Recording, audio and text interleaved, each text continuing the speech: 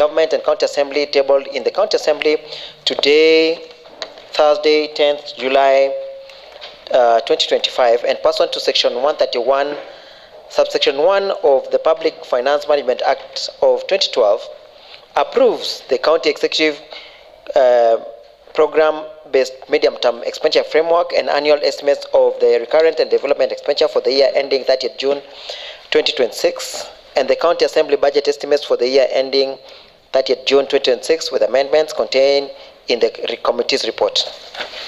Honorable Speaker, I want to first start by acknowledging on behalf of the members of the Budget and Appropriation Committee, and as required under Standing Order number 199, I take this opportunity to present to the Assembly the committee's report on the medium-term expenditure framework for the financial year 2025-2026 annual budget for the year 2020 ending June 2026, submitted to this County Assembly by the County Executive Committee member for Finance on 30th April 2025 and tabled at the Assembly on 9th May 2025.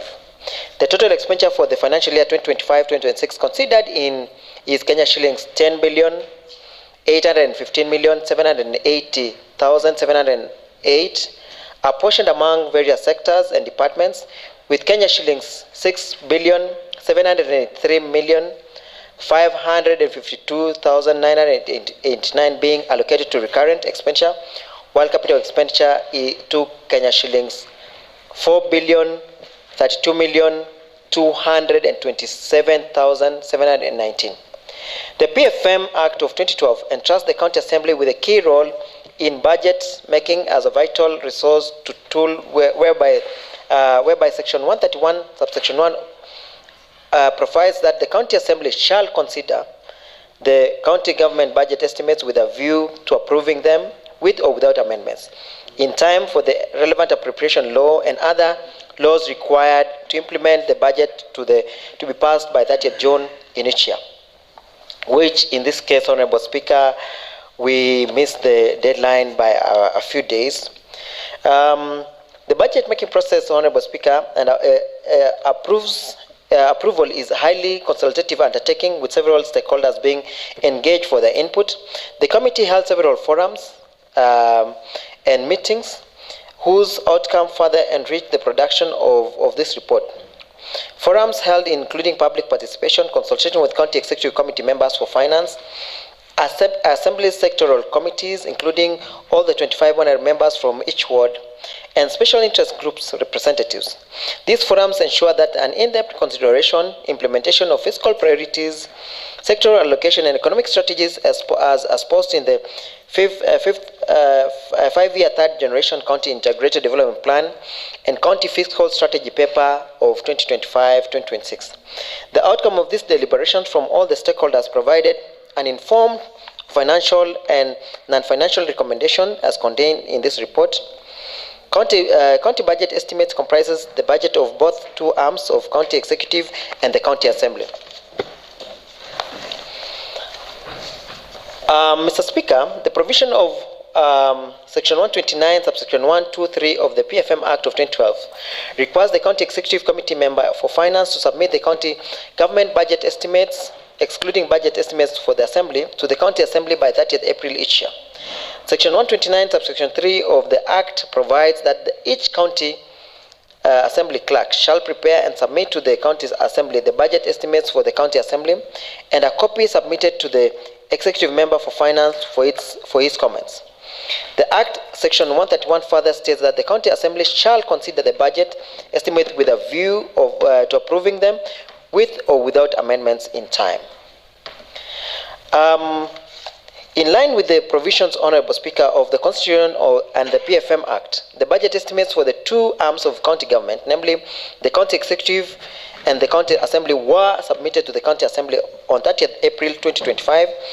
In reviewing the county budget estimates, the committee conducted multi-stakeholder consultative process, inclusive of public hearings, reference to approve CFSP 2025, approve supplementary budget of 2024-2025 annual development plan of 2025-2026, expenditure reports of 2024-2025 third quarter budget implementation review report by the Control of Budget, and the county budget review paper and outlook paper of 2024.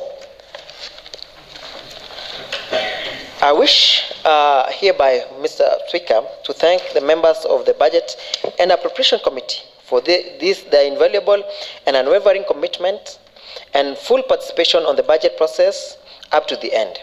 The deliberations on this 2025-2026 county program-based budget is as a result of a journey which began in September 2024 after approval of the county annual plan, county fiscal strategy paper in March 2025, and the eventual submission of the medium-term expenditure framework estimates for 2025-2026 to the Assembly for approval. Mr. Speaker, budget approval is an arduous and time-consuming task which requires one sacrifice valuable personal time for it to be accomplished within the given deadlines and strict timelines.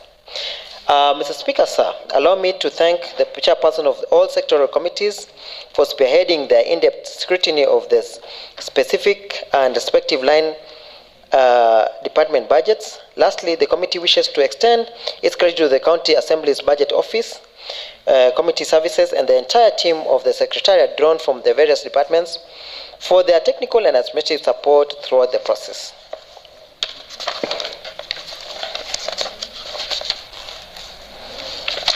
Honorable Speaker, I know this Assembly is already aware of what we do in terms of adherence to the budgetary legal framework, and I don't want to belabor on the whole of it, but the integrity of this budget process, the sections that we emphasized on was transparency and accountability in resource allocation, adherence to approved ceilings and sectoral priorities, the inclusion of large unexplained budget increases undermines the integrity of budget-making process and may compromise public trust. Honorable Speaker, we look through also the legal compliances of the submitted budget estimates for the county executive, and on the timely submission of this budget, it was well noted, and publication also, we also looked through the publishing of the document, and of course the mandatory elements that must be included in the budget summary of section 130 subsection 1 and A was also placed before us. What was notable, Honorable Speaker, in this budget, Honorable Speaker, is that the stakeholders' engagement, and it is also very important to mention the same, that Article 196, subsection 1B of the Constitution of Kenya 2010, Section 87B of the County Government Act, and Section 125(2), 128(3), 131(2), and Regulation 207 of the Public Finance Management Act 2012 provides modalities of public participation and stakeholder engagement in the county budget-making process.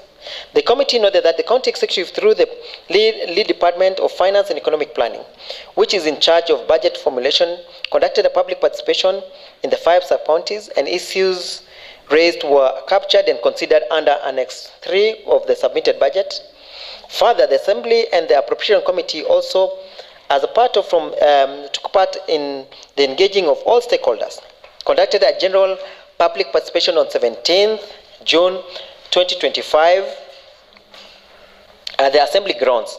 Issues raised by the participants were captured as an annex in the committee report. On the views and recommendations from the members of the public, the forum was held on 17th June 2025 at the Bomet County Assembly grounds, served as an essential platform for the public to contribute meaningfully to the budget-making process in line with the principles of transparency, accountability, and inclusivity. Chair informed the members of the public who were seated at the forum pertaining the county budget circle, thereafter which the members of the public were taken through the document, and the feedback from the public were as follows.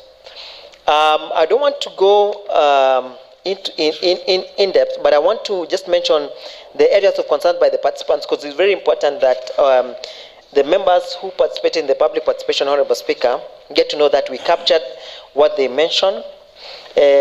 part of what they mentioned was on the roads and transport, that they raised concern on the condition of the roads, particularly in Chebalungu and adjacent areas, despite that the notable budget allocation had been previously allocated. In water and sanitation, Honorable Speaker, a pressing need to invest in water infrastructure was voiced, especially in township Kembu Ward, where access of clean water and safe water remains limited. And residents of Chebalungu particularly noted that the lack of piped water, and additionally, the community emphasized the importance of improving sanitation conditions within the county. Under health, Mr. Speaker, the issues that were raised by the members of the public in the health sector were identified as areas requiring urgent actions. Concern included inadequate facilities, limited staffing, and insufficient investment in the family planning services. And in education, Honorable Speaker, participants expressed the need to enhance investment in both education sector, in vocational training centers, and several TVET institutions were reported to be inoperative, under-resourced. Similarly, youth and sports development initiatives were noted to receive minimal support, prompting calls for greater focus in this area. General issues and comments and reviews. On budget transparency and accountability, committee members raised questions regarding recurring allocation, notably Kenya shillings 10 million annually allocated to the governor's residence, for which visible progress was reported lacking.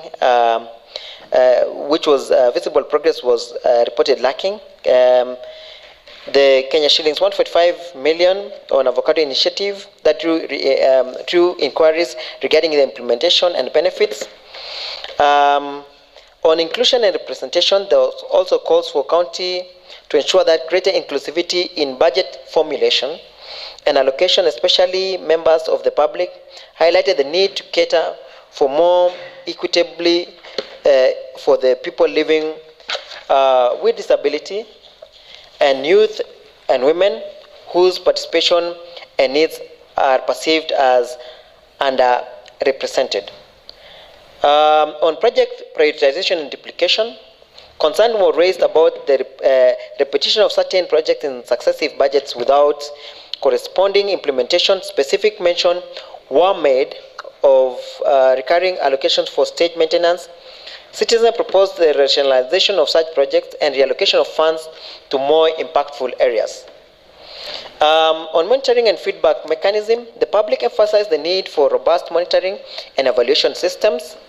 These were recommendations for regular updates and progress reports on ongoing projects to promote transparency and foster public trust. The recommendation from the members of the public, the following recommendations emerged from the consultation. 1, to rationalize administrative and facilitation expenses to ensure greater efficiency in the use of public funds. Number 2, reassess the possibility to redirect funds from projects deemed underperforming, such as the Chebalungu Milk Cooling Plant. Number 3, prioritize critical sectors including water provision, road infrastructure, health services, and education. Number 4, strengthen the public participation framework by ensuring forums are inclusive and representatives of all stakeholders. Number 6 is on ensure that the budget planning incorporates the needs of marginalized groups, including PWDs, youth, and women. The other recommendation was to enhance accountability through the institution of regular public reporting on budget implementation and project progress.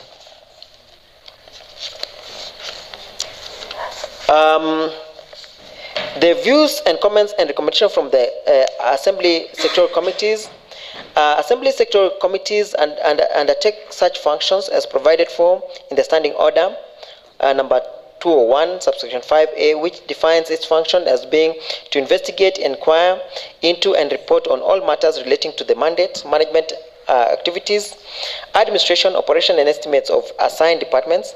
Further, further standing order number 199, subsection 6, provides that the Budget Appropriation Committee shall invite chairperson of all sectoral committees to make presentations during the consideration of the budget.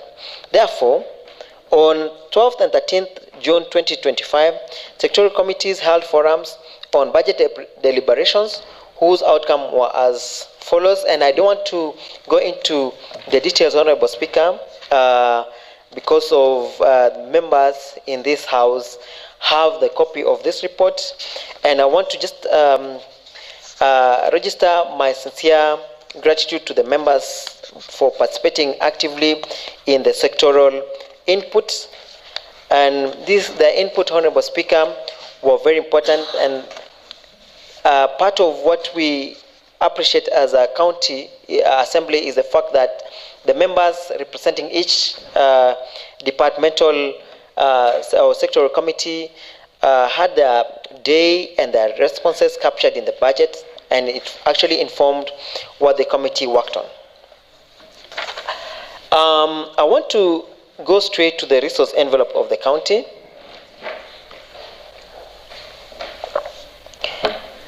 And on the resource envelope of the county, Honorable Speaker, the equitable share for the financial year 2025-2026 has a total of 8,655,723,715. On the conditional grants from national government revenue, it is 20,259.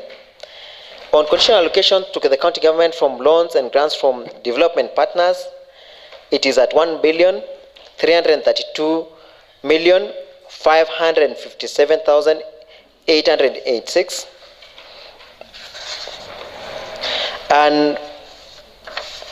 And this brings the total revenue to 9,993,301,860.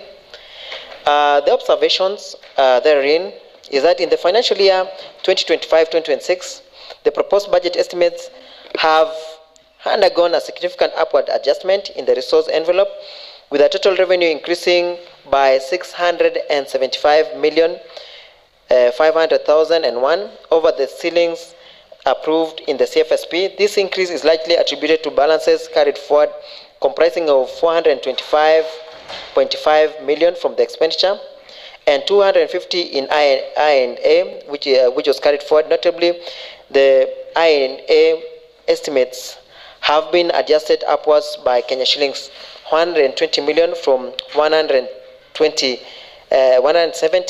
to Kenya shillings 290 million, while the local revenue projections have been reduced by a similar margin of Kenya shillings 120 million. This trend reveals the fundamental shift in the composition of the revenue base, replacing the realistic on-source revenue with speculative carry forward, such as shift in fiscal risk and raises significant policy compliance and oversight concerns. The over-reliance on non-cash backed balances that are not supported by bank reconciliations, approval from the Office of the Control of Budget, or audit confirmations, exposes the budget to high implementation risk. Further, the downward revision in the local revenue suggests weakening of revenue mobilization capacity, even as the budget envelope expands.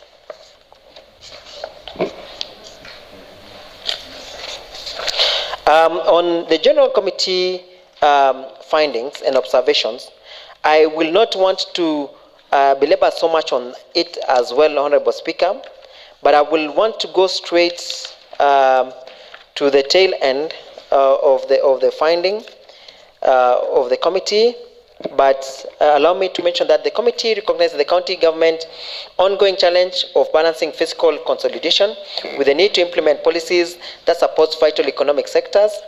That submitted budget indicated effective interventions in ensuring the critical economic sectors are hugely financed, notably with health, water, roads, taking the lion's share of the allocations, which underscores the county government commitment of aligning the aspirations with the better focus by the national government.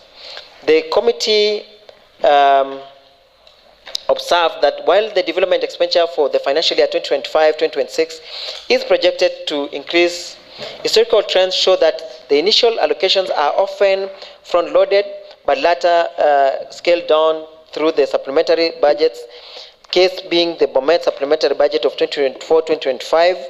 Therefore, it is crucial to ensure that the fiscal consolidation measures do not disproportionately impact on development expenditure, as it plays a vital role in supporting economic growth and long-term sustainability.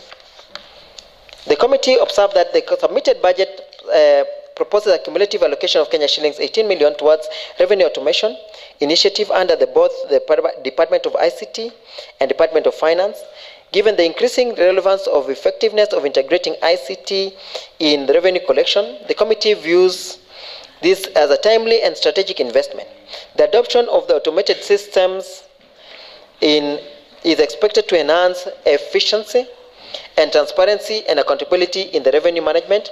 In light of this, the committee is optimistic that if properly implemented, the initiative will significantly boost the on-source revenue targets. This will complement the county integrated development management system and being developed by the National Treasury to enhance on-source revenue collection and financial control by the counties.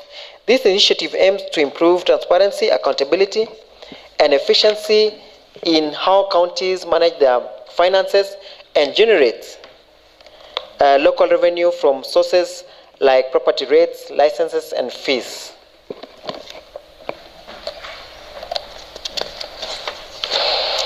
Honorable Speaker, the committee observed that the water shortage continues to be a critical challenge in Bomet County, particularly with Bomet Town Central Business District. The situation that has deteriorated to such an extent that the committee finds it difficult to adequately describe the severity of the crisis, despite that the fact that the Department of Water and Bomasco, which is Bomet Water and Sanitation Company, receive a substantial financial support from the county government. The committee further noted that Bomasco recently undertook a staff rationalization process intended to enhance operational efficiency and financial sustainability. However, this has not been translated into improved service delivery.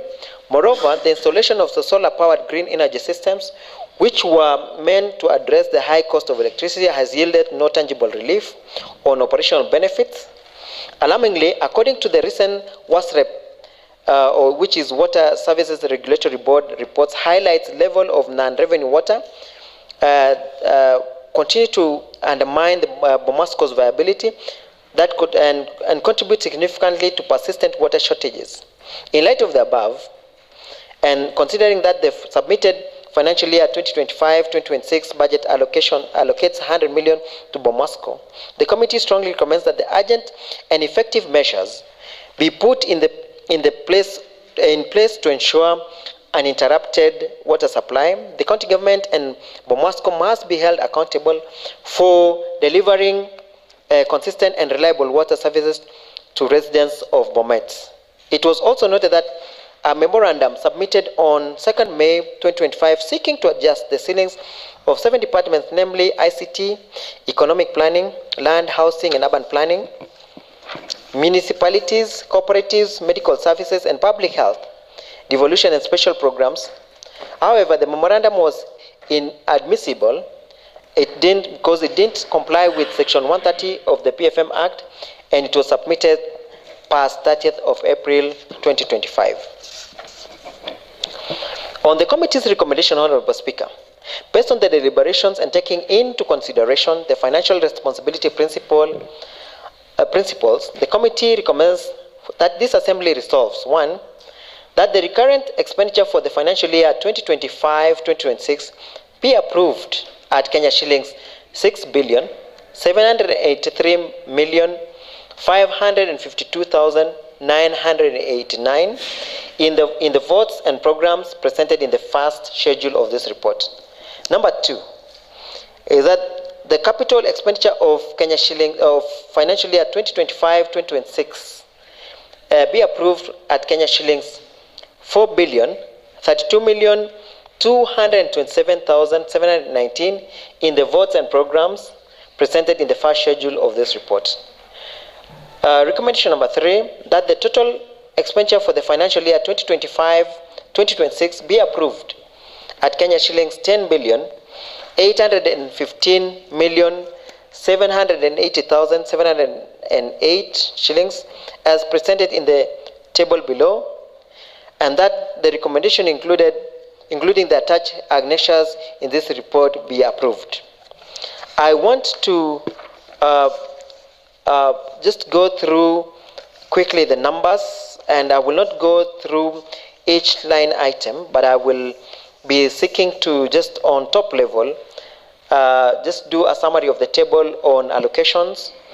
Like I mentioned earlier, Honorable Speaker, the equitable share was at 9 billion. The equitable share was at 7 billion 400 is at 7 billion 447,200,000. Sorry, like go again. The equitable share is at 7 billion 447,200,499. Local revenue is projected at 6 or 7,500,000. The I&A, which is appropriation in aid for the current financial year and those brought forward respectively is at 290 million and one carried forward at 120 million.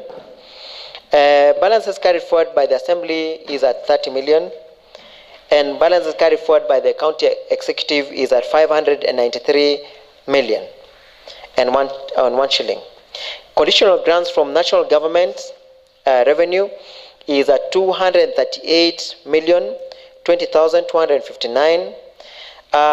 Roads maintenance levy, that is KRB, at 163 million. For community health promoters, it's at 74,070,000.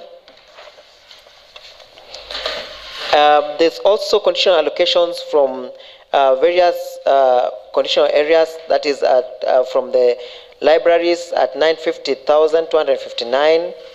Conditional allocations to county government from loans and grants from development partners at 1,490,059,949. The primary health care in the devolved context at 8,482,500. Kenya Urban Support Program is at 35 million. Kenya Urban Support Program at 28,500,000.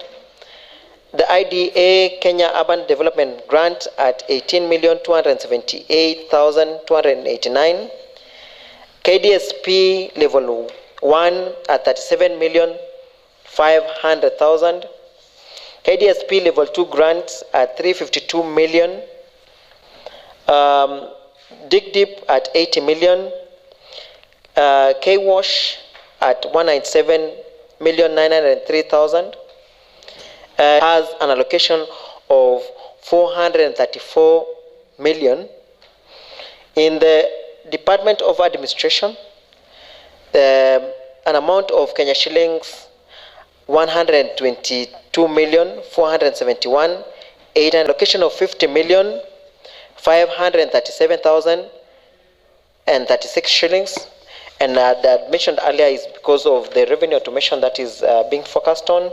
In finance, Honorable Speaker, an allocation of 73,999,380. In economic planning, which has the flagship projects, has 268,295,425. Lands, housing, and urban planning has an allocation of 257,415,631. In municipalities, we have an allocation of both PE, operation, maintenance, and development at 105,450,000. In gender, culture, and social services, we have an allocation of 55,434,419.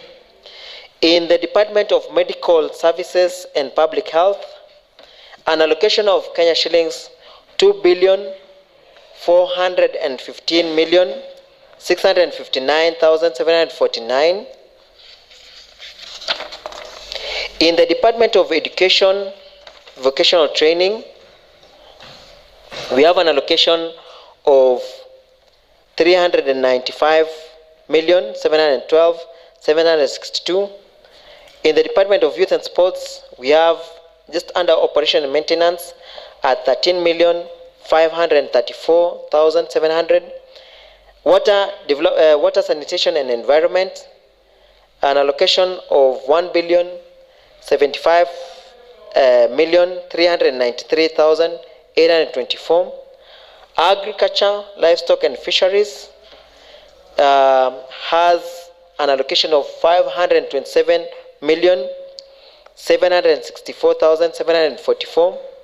Under roads, public works and transport, we have an allocation of 224,224,000,000. Sorry, I go again. Roads, public works and transport has an allocation of 1,224,340,746. Trade, energy, tourism, industry and investment has an allocation of 33,851,459. Cooperatives and enterprise development has an allocation of 81,849,191.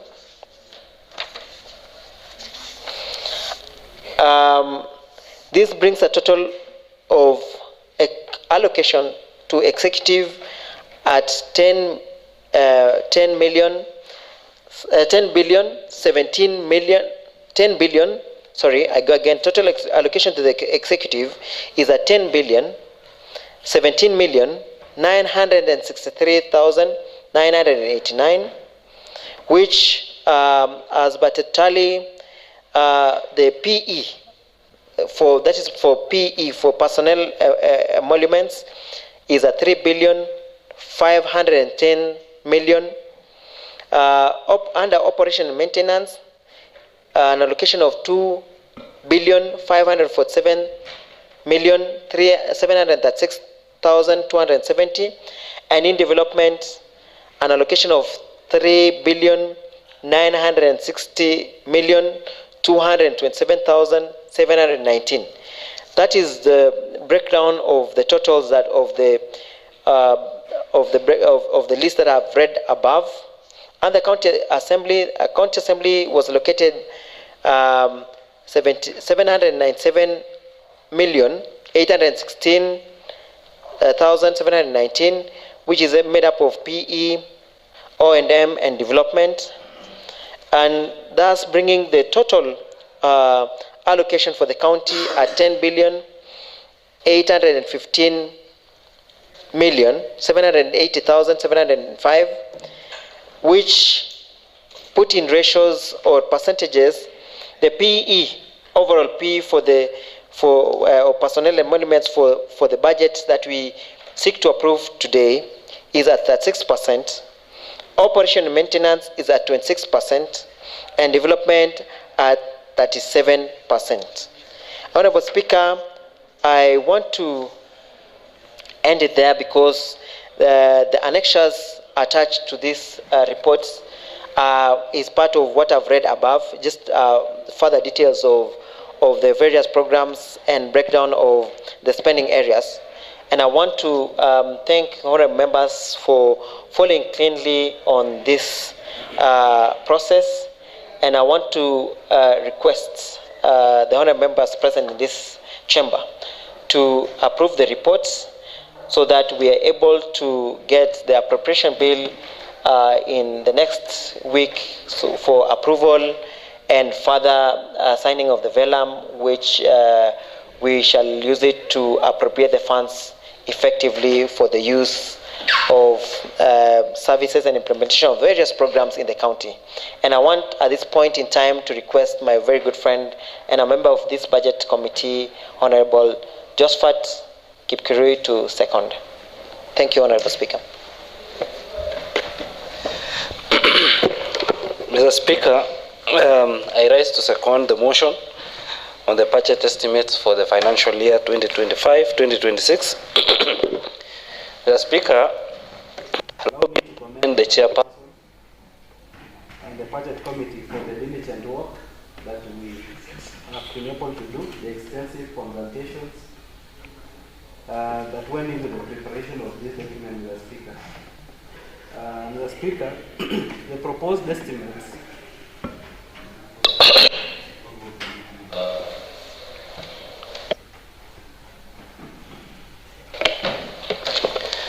Yes, thank you, Mr. Speaker. The proposed estimates, Mr. Speaker, is a reflection of our aspirations and priorities as a county. And, Mr. Speaker, I believe that whatever we've done goes a long way in ensuring that there is service delivery, good service delivery, and proper development within our respective wards. Mr. Speaker, this is not the first time we are doing this. It is now a practice. And I want to thank the members who have been very keen to follow all the steps in this particular process. Mr. Speaker, I want to believe that if all these processes, if these proposals are approved by this House, we anticipate development across the county. Maybe, Mr. Speaker, just to mention a few, I would want to call upon the implementers now of the projects that have been highlighted on the various budget lines, Mr. Speaker, to now take action and expedite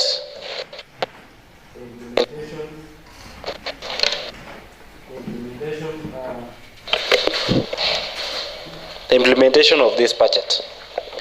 Mr. Speaker, our role as an assembly in this process can be said it is as good as done on our side. All we wait now is to follow up on the implementation, and we are ready to do proper oversight, being with our major concern and focus being on development. Mr. Speaker, what we've approved today, I'm very happy that the development line lies at 37%,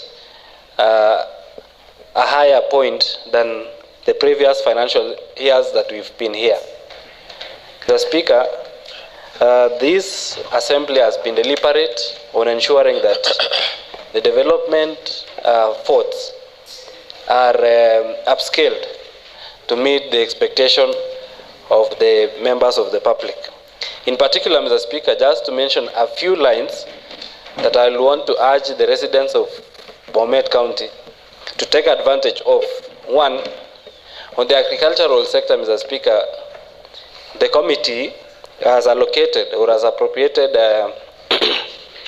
131. We have within actually the resource envelope, Mr. Speaker, 131 million purposely for fertilizer subsidy program, which all of us should take advantage of the amount that is allocated in ensuring that we foster agricultural development across our county. Mr. Speaker, on education, I'm very impressed that the cries of the ECD teachers have been taken care of by ensuring that there is an pay rise over at least 14 million, Mr. Speaker. Still within the same, we've been championing the need to have the VTCs to be up and running. And on this matter, Mr. Speaker, or on this particular case, the committee has ensured that we have close to 60 million, Mr. Speaker. That is purposely for for capitation to those VTCs, and also bursary program that has been under thorough scrutiny, Mr. Speaker. For the VTC level, we have 25 million for the same. So I want to urge the youth of this county, Mr. Speaker, to take advantage of this and ensure that they are attending the VTCs and taking up the various courses that are there. Mr. Speaker, thirdly, we have also noticed a very large, we've ensured that we have a large share to the roads and the water department, Mr. Speaker. And I want to urge the implementers this time around, Mr. Speaker, to up their game in ensuring that there is proper road maintenance and ensuring that there is water availability across the county. Of particular concern is the subsidy that is given to the Pumasco, Mr. Speaker. It is really embarrassing to have the county headquarters running without water for months. It is very unfair, and we want to call upon the department to move with speed, Mr. Speaker, and come up with measures to ensure that that issue is addressed adequately. Mr. Speaker, I also want to take you into the line that deals with the own source revenue, Mr. Speaker. I saw this morning the Kericho County, Mr. Speaker, were able to hit a mark of 1 billion in own source revenue collection. Mr. Speaker, despite continuous allocation to automation, revenue automation, we have not seen an equivalent rise compared with the resources that we allocate. And it is high time that also we shift our focus and look at this thing and address it head on. So that, Mr. Speaker, it assists us in boosting the percentage of development that we anticipate. Lastly, Mr. Speaker, I also want to call upon the relevant department to ensure that we have a clearly updated valuation role in between or within this financial year, so that also it ensures that we boost the revenue collection. Mr. Speaker, without mentioning a lot of issues that have been pointed out here, all said and done, Mr. Speaker, the ball now rolls to the side of the executive, where we expect that they'll be able to do adequate implementation of this, and we want to invite the members of the public to participate actively in this process. Once this thing is published, they should be able to follow through the lines, Mr. Speaker, so that we all do the oversight on the lines that we've now posed. Otherwise, Mr. Speaker, I want to urge these honorable members that let us have this document approved, so that we have services within a very short time, a very short period of time. Otherwise, Mr. Speaker, I second the motion, and I thank you for the opportunity. Thank you. Thank you very much. The mover of the motion, that is Honorable Eric Kirui, who also is the chair, Budget and Appropriations Committee, of course, on behalf of your committee. And the seconder of the motion, who is also a member of Budget and Appropriations Committee, Honorable Josephat Kirui. It's now my humble duty to propose that, pursuant to Standing Order 218, Part 6 of the County Assembly Standing Orders, this County Assembly adopts the report of the County Budget and Appropriations Committee on the budget estimates for the County Government and County Assembly tabled in the County Assembly today, Thursday, 10th July 2025, and pursuant to Section 131, Part 1 of the Public Finance Management Act 2012, approves the County Executive Program-based Medium-Term Expenditure Framework and annual estimates of recurrent and development expenditure for the year ending 30th June 2026, and the County Assembly budget estimates for the year ending 30th June 2026, with amendments contained in the committee's report. Honorable members, the floor is open for debate.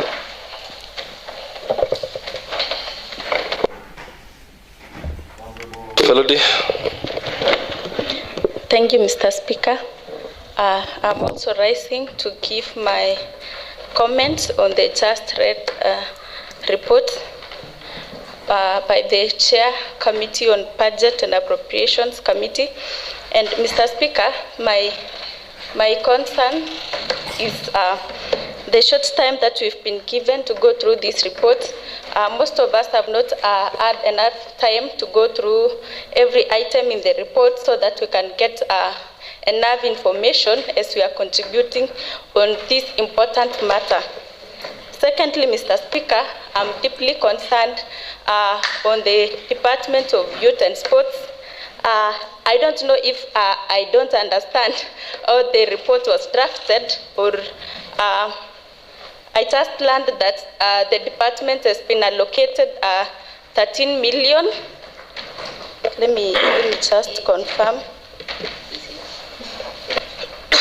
13 million and 530 something thousand for recurrent expenditures and 0 shillings for development.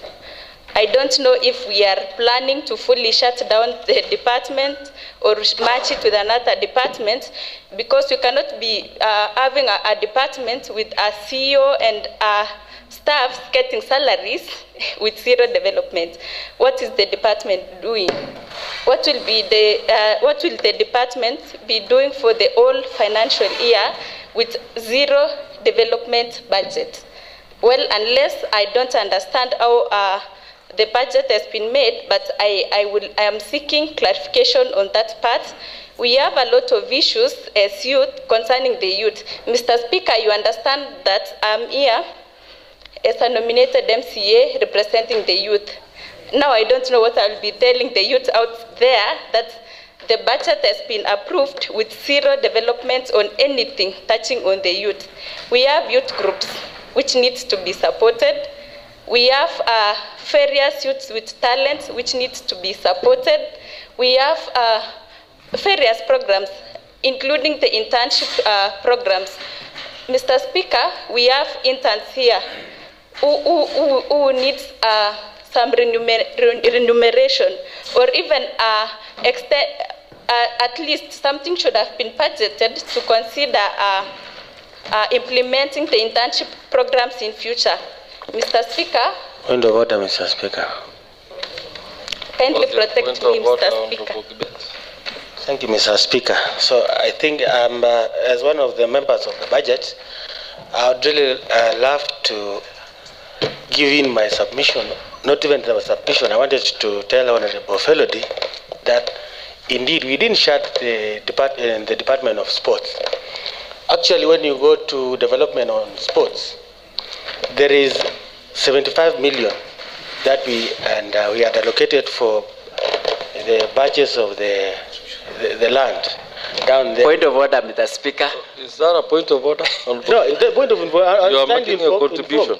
Protect me if you want to protect me, because I can see the honorable and Honorable Kibet, I'll give you time so you make your contribution, because you're actually contributing towards the motion. That's why you say I stood on a point of order, Mr. Speaker. Yes, what is that Honorable Felody has done that is outside the budget?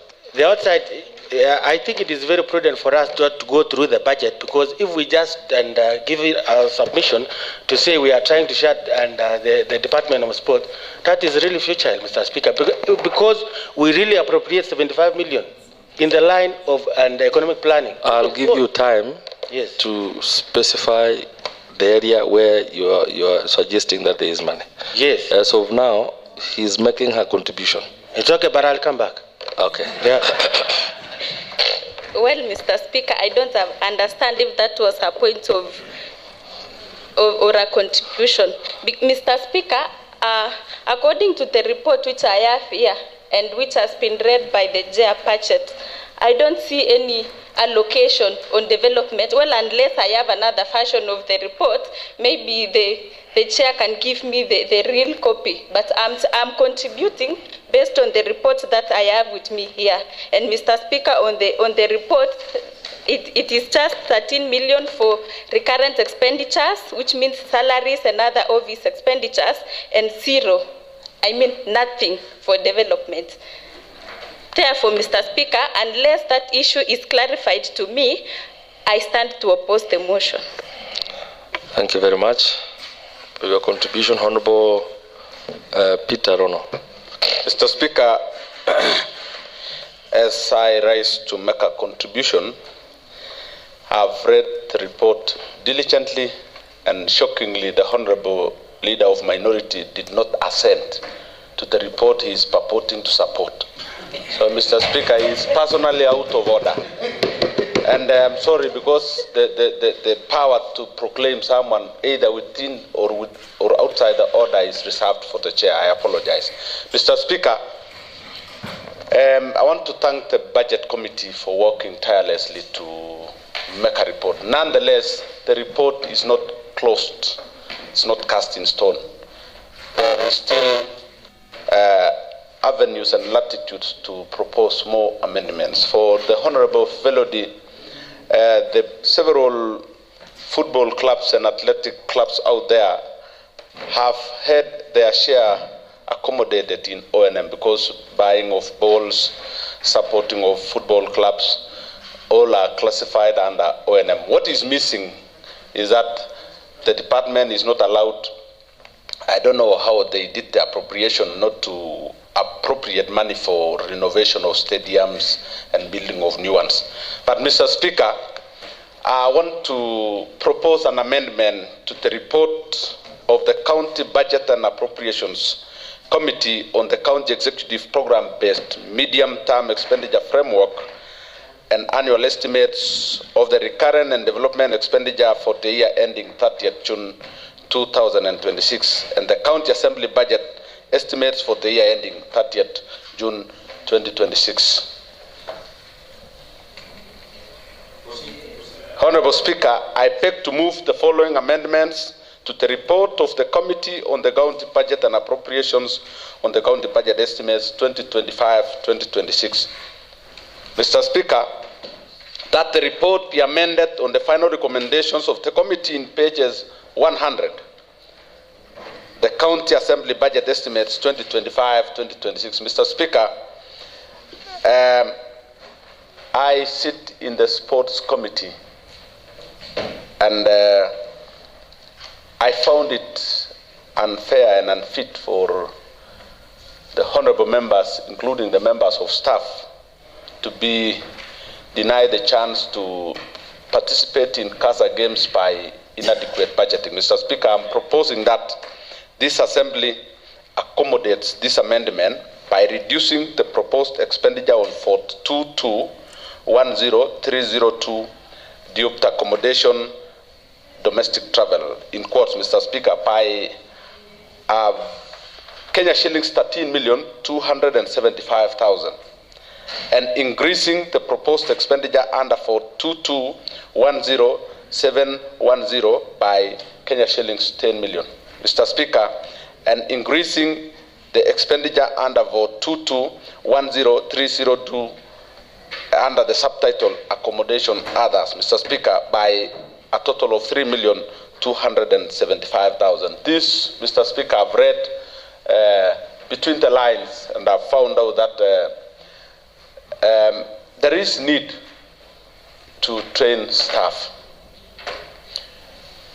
I was, shortly before we broke for the long recess, I did engage your desk to ask who, according to the Speaker's rules, should enjoy parliamentary privileges in the presence of the County Assembly. Mr. Speaker, when you read diligently through the Speaker's rules, you find that there is a serious violation of the privileges that should be enjoyed by members.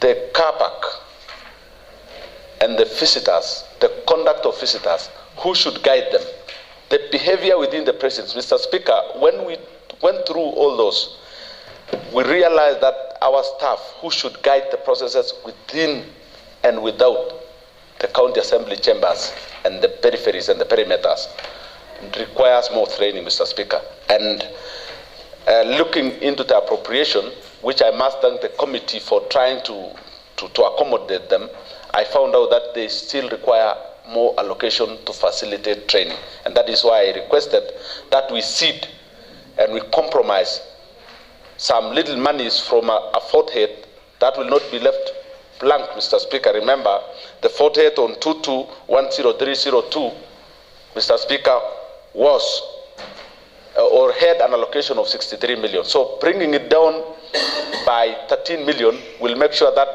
both forts are accommodated, Mr. Speaker. This House adopts and agrees to the amendment that I'm proposing. I ask the Honorable Nathan Kibet to assist me in seconding the proposed amendment. Thank you, Mr. Speaker. Thank you, Honorable Speaker. First of all, I rise to second the amendment moved by Honorable Peter Rono, MCA Kipsonoi. Honorable Speaker, the reason why I support the amendment,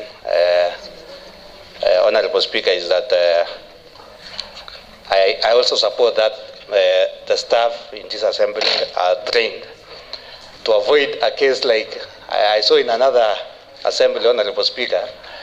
They were moving an impeachment motion against the governor. So they moved without following the right procedure. So that means maybe the staff in that assembly were not able to, were not well trained so that they can guide the honorable member. So I want this assembly to train our staff so that they also guide us on the right procedures that we should follow in this honorable house. Honorable Speaker, one of the reasons again why I support the amendment, Honorable Speaker, is because I saw the budget, and being one of the few accountants in this house, Honorable Speaker, I did some few calculations, and I saw there was a deficit of around 3 million, Honorable Speaker. And I saw it fit that we accommodate everyone, because there are some staff, again, Honorable Speaker, who doesn't participate in committees, but they can participate when it comes to sports, Honorable Speaker. Like we have cleaners, we have other support staff who will also participate in this game. So by passing the budget the way it is, we lock out some of them. So the reason why I suppose is that we increase the budget for Gaza games to allow them to participate also, Honorable Speaker. I second the motion. Thank you. The amendment. Sorry.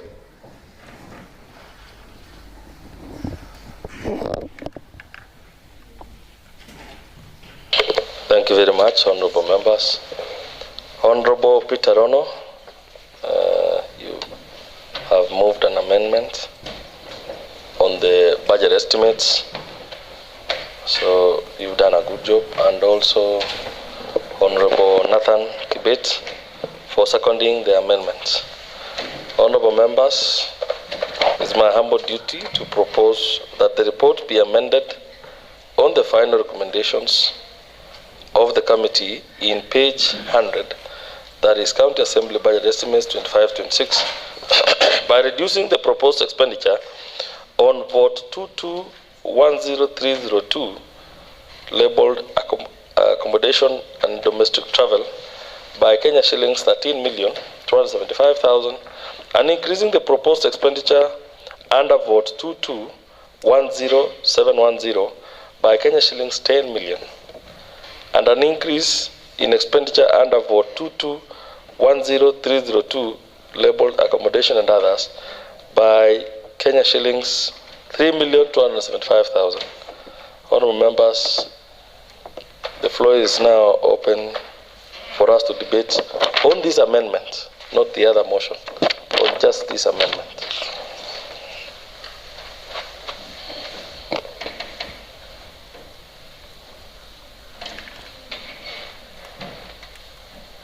Honorable Kibet, there being no response from you, I'll proceed with the question that the report be amended on the final recommendations of the committee on page 100, that is County Assembly Budget Estimates 2025-2026, by reducing the proposed expenditure on vote 22-10302 labeled accommodation and domestic travel by Kenya shillings 13,275,000, and increasing the proposed expenditure under vote 2210710 by Kenya shillings 10 million, and an increase in expenditure under vote 2210302 labeled accommodation and others by Kenya shillings 3,275,000. Honourable members, as many as are of this opinion say aye. Aye. Well, as many as are of the contrary opinion say nay. The ayes have it. Therefore, this amendment is part of the budget estimates that we will continue. Can the debate continue?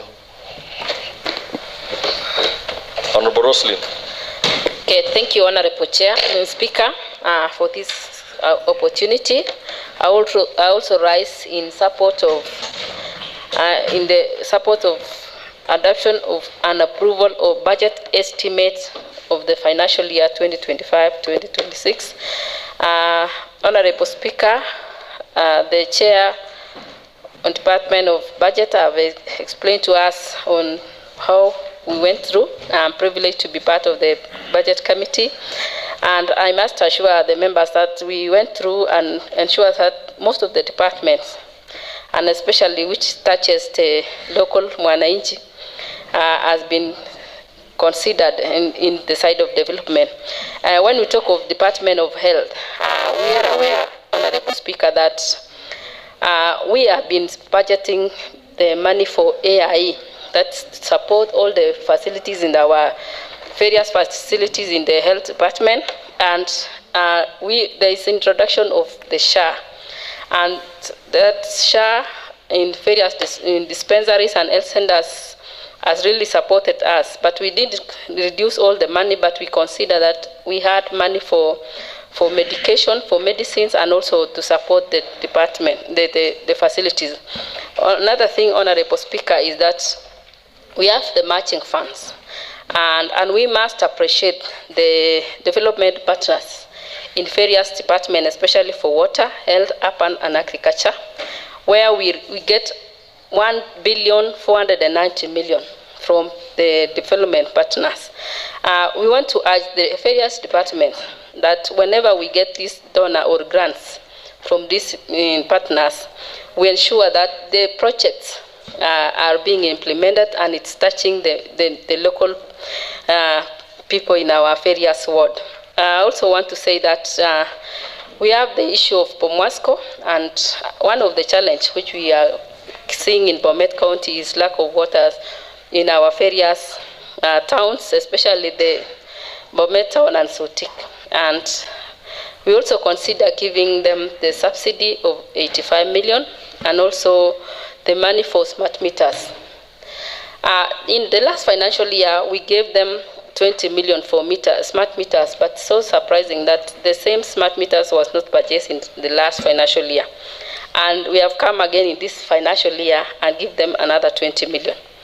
It is now upon the department led by the CC Water and the CEO to ensure that we have smart meters, because collection of revenues in water is very minimal, and these smart meters will assist us to ensure that we get enough local revenues from water.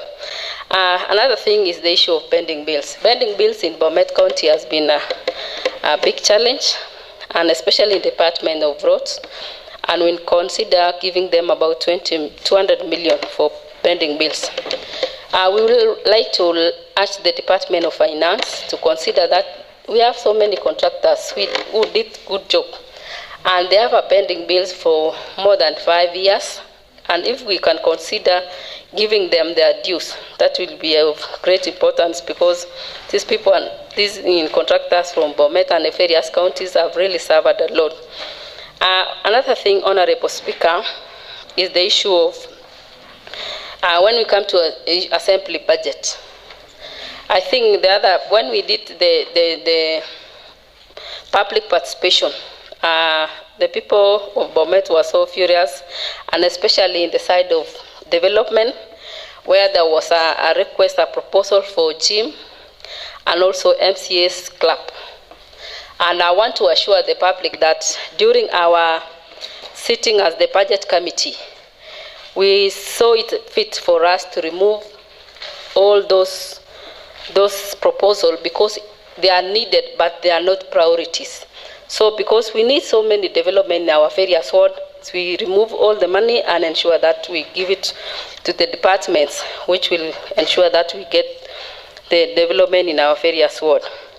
I also want to appreciate because in Sotik we had the industrial park, the other time, I think the financial year 2023-2024, we had factored in and gave them about 100 million for starting, but we did not do it. But in this financial year, we consider it and give it 100 million for start. And as you are aware, Honorable Speaker, that the county government is supposed to raise about 250 million, and the national government will give us 250 million. So we want to assure the people of Sotik that industrial park will be constructed as soon as we approve the budget. Also appreciate that we have the park house in Poito, which has been started, and we also consider them and give them 100 million so that the park house for avocado. So that one will assist us a lot. And I must say that as the committee on budget, we did our best, and I want to urge honorable members so that we can support this budget and approve it. I support.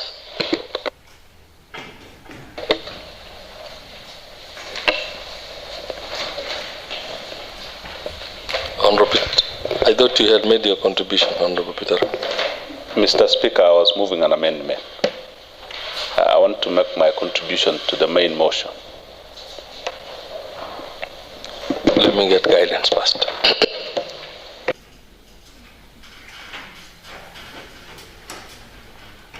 I'm told it's in order. Proceed. Mr. Speaker, I promise to be very brief because I know several honorable members would also want to go on record to voice their concern. Mr. Speaker, I support the adoption of the report with amendments. It may not have captured the aspirations of everyone, but I must admit that it is a near perfect document, Mr. Speaker, save for some little items that in future should be considered, and that is what made me rise, Mr. Speaker. I had the honorable member for Rongana Manared, my good neighbor, who is also a member of the committee, say that, giving assurance to the public that the money that was proposed to equip the gym has been reappropriated to other important factors. Mr. Speaker, next time, my conscience tells me that it will not be prudent to build a good gym and fail to equip it. That will be being populist, Mr. Speaker. So next time, consider equipping it gradually, because if it wasn't necessary, then it would not have been built. We have a very beautiful assembly that requires all the amenities. So next time, Mr. Speaker, because we live in Kenya, we are trying to be populist by, it's called faking goodness in the public. But the budget estimate is good. I've read through it. The budget committee did it right. What was supposed to be done when we are doing the 2026-2027 budget, if it is equipped piecemeal, some equipments, and then finally it will be fully operational, because these members also need a gym. It's not only for members, including members of, even members of the public, because all the facilities in the county assembly are not entirely for MCAs. Mr. Speaker, the misconception out there is that everything that is established here is used to benefit us alone. So I support the report because it's a good one, and I ask, for heaven's sake, if the National Treasury and the National Assembly, including the Senate, could consider additional resources to the counties to allow us accommodate the needs of the public. Mr. Speaker, the Budget Committee took, I think, a whole month trying to balance. It's not balancing off, because the needs are more than the resources. So I hereby rise in this August House to ask the Senate and the National Assembly to consider all counties, not only Bomet, and increase the money, the allocations. Thank you, Mr. Speaker. I support. Thank you very much, Honorable Peter Rono. Honorable Vincent. Thank you, Honorable Speaker. Honorable Speaker, I also rise in support of the motion that this County Assembly approves the 2025-2026 budget with amendment, Honorable Speaker.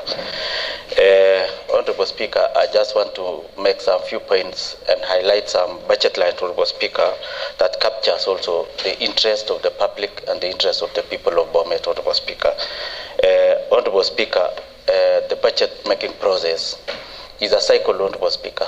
As read out in the BFM Act 2012, Honorable Speaker, the first stage is the formulation that has passed, and now we are in the approval, Honorable Speaker. And I want to note that we are moving in now to the very main and very important stage, Honorable Speaker, that is the execution and now the evaluation part, Honorable Speaker, that has been left out by the executive for a very long time, Honorable Speaker, because this is not our first time as the Assembly approving the budget.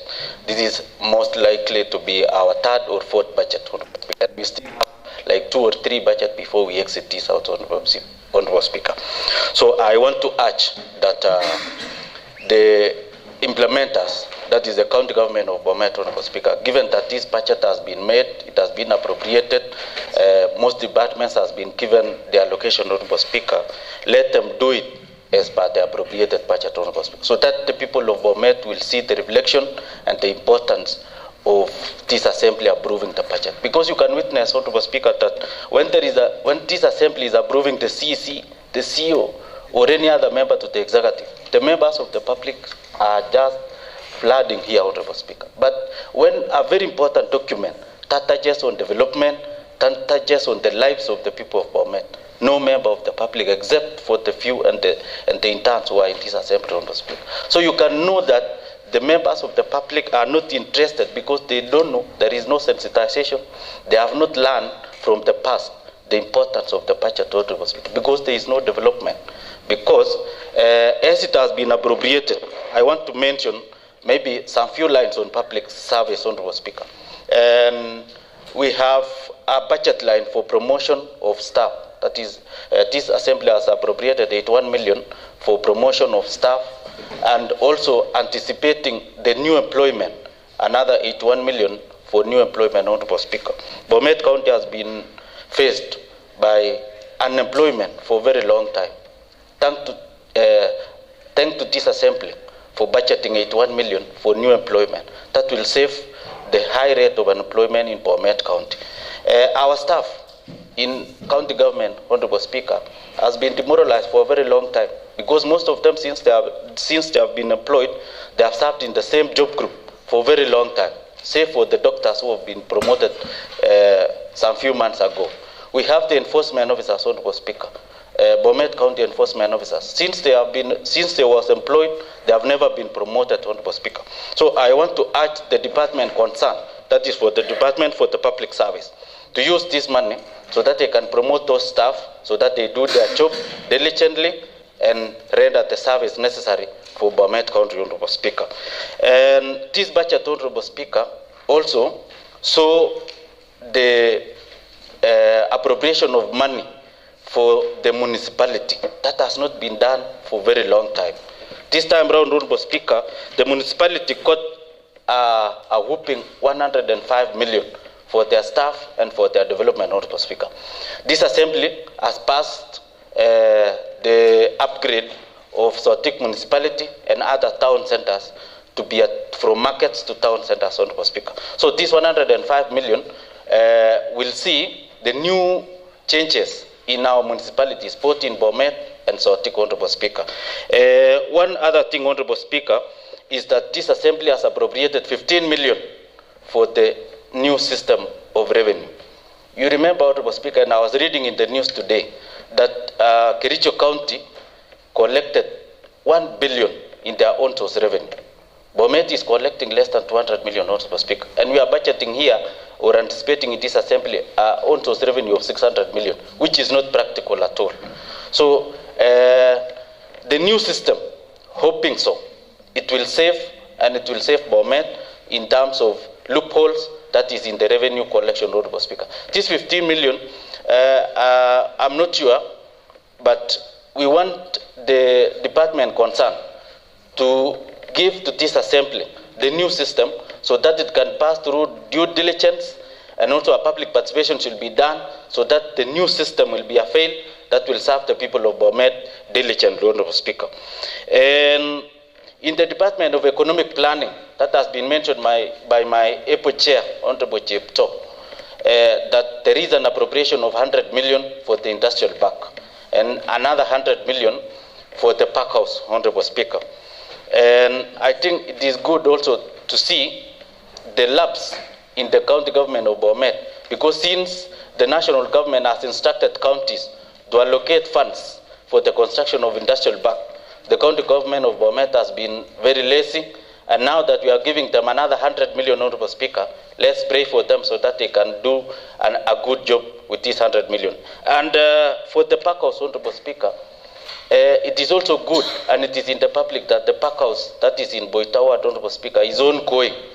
So I'm not sure why are we appropriating another 100 million for a project that is ongoing, Honorable Speaker. So you see, to that extent, I'm not so sure, and I don't know why this assembly is appropriating another 100 million for a project that is ongoing, Honorable Speaker. So we need to question now, where was the budget that was used, because the contractor is on site, the project is ongoing, Honorable Speaker.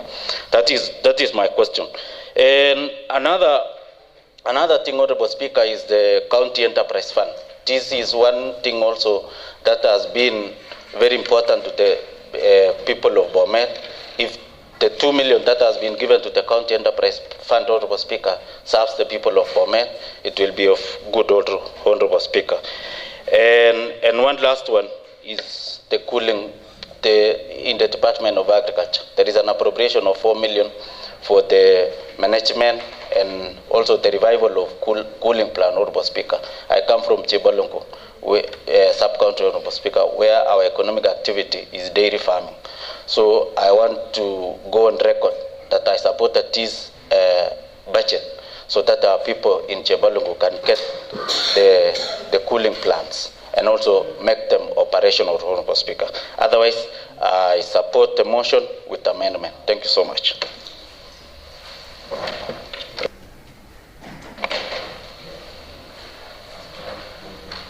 Sergeant at Arms. Anyone who wants to contribute?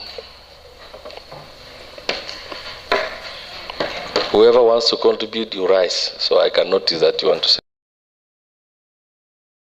Mr. Speaker, I want to believe that by the time we move to the new assembly, Mr. Speaker, the new chambers, you will be able to recognize some of us even well seated by just the press of the button, Mr. Speaker, so that you upgrade also, Mr. Speaker. Mr. Speaker, I want to also I want to appreciate the work done by the Budget Committee led by Honorable Eric. Mr. Speaker, I happen to have been part of the committee that were assigned to come up with this budget. And Mr. Speaker, I want to note that this time around, and the way we have budgeted, we have concentrated our resources in about 4 departments. Mr. Speaker, and before I go to the areas that we have allocated lump sum money, Mr. Speaker, I would want to first concur with my colleagues who have contributed on some areas that I also feel that we have under budgeted. Mr. Speaker, one is on youth and sports, Mr. Speaker. Though what they had proposed in terms of development, that is, in their proposal, they wanted to do the overhauls of fields, playing fields, which I think there are some notes in that budget to the effect that they are advised to use the available machines, the already acquired machines.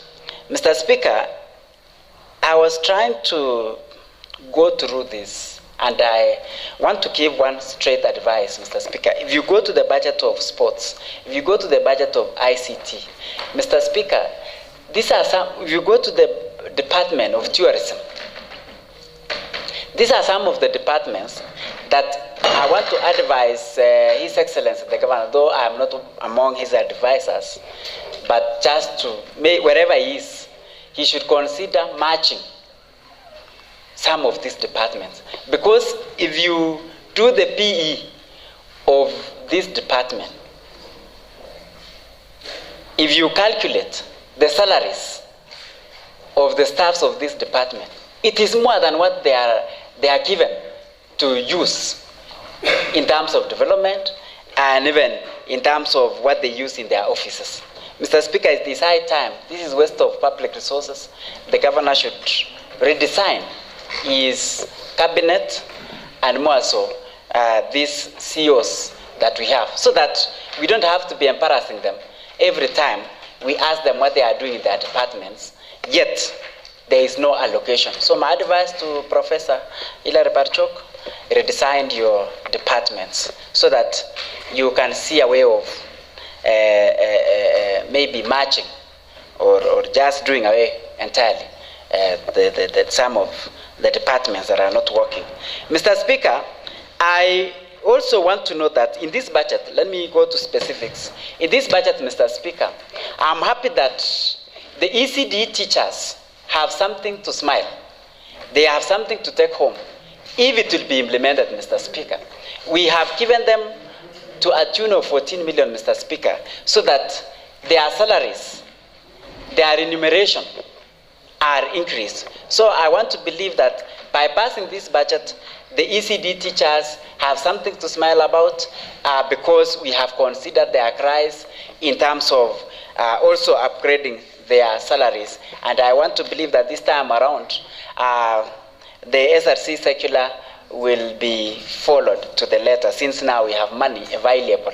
Mr. Speaker, there have been complaints outside that the village managers, Mr. Speaker, they raised a lot of complaints. They are behind in terms of payment. I think to a tune of about 18 or 19 months. That is almost 2 years, Mr. Speaker, going without stipends. Mr. Speaker, in this budget, we have allocated money for the MVCs, Mr. Speaker, the village council. So I want to believe that the implementers, and we are not doing this for the first time. It was in the budget that has just ended, the 2024-2025 budget, Mr. Speaker. Again, in this 2025-2026 budget, we have an allocations for the village council. So I want to believe that this money will land in the pockets of the village council that we know in our villages, not one person becoming a village council by himself. Mr. Speaker, also, we have tried to address the issue of community health promoters, Mr. Speaker. There are also complaints by the community health promoters that they have not been able to also receive their allowances or their stipends, Mr. Speaker. For also another about, they were complaining and they are complaining that they've not been paid for about 18 months also. And Mr. Speaker, we had the same allocation in the previous budget. Today again, in this 2025-2026 budget, we have allocated money for them. I also want to believe that they will get their money this time around. Maybe I would quote the Bible, Mr. Speaker, of saying, God has given us grace period or benefit of doubt for the times when there was no, when people were not in the know, Mr. Speaker. Now they are in the know. At least they can be able to pay the community health promoters. They are in the know. They are supposed to pay now the village council. Mr. Speaker, again, I want to believe that in this budget, Mr. Speaker, that we have allocated money to Bomasco. There are workers working for Bomasco, Mr. Speaker. And also, I don't know what is happening with this 1 year, 8 months, 2 years in Bomet County. The village council are complaining. They have not been paid for one year, 8 months. The Bomasco are complaining. They have not been paid 1 year, 8 months. The CHPs or the CHPs, they are complaining. They have not been paid 1 year, 8 months. Who was here between 1 year, 8 months, Mr. Speaker? Was there a devil or something in this department concerned?